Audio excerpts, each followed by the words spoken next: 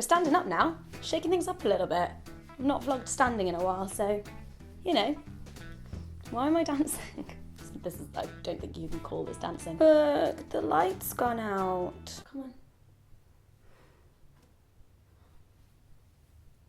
Yeah, if you see any bruises and whatnot on me, don't worry. I recently did Tough Mudder, and I'm a broken woman because of it. You've probably had those conversations with friends or sexual partners. So what's your number? You already have it. Did you lose your phone? Oh, no, I mean people you've slept with. These conversations should be about curiosity and fun. There's nothing wrong with wanting to know what someone's number is, but just remember they're not obliged to tell you if they don't want to. Also, before you even ask that question, you have to make sure that you are going to be 100% cool with whatever answer they give you. It has to not change your perception of that person. I dated a guy about a year ago who, after we broke up, genuinely said that he had a problem with my sexual history.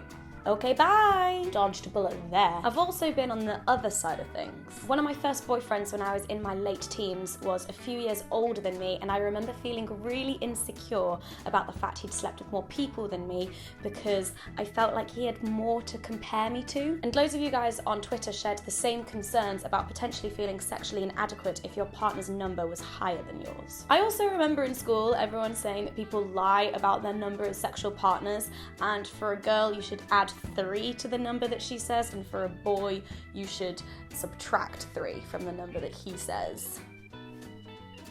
And this is part of that whole societal expectation that women should be virginal and innocent, and if they've slept with loads of people it makes them sluts and whores, and guys should sleep with loads of people and be studs and players, and it's cool for them to have lots of sexual partners.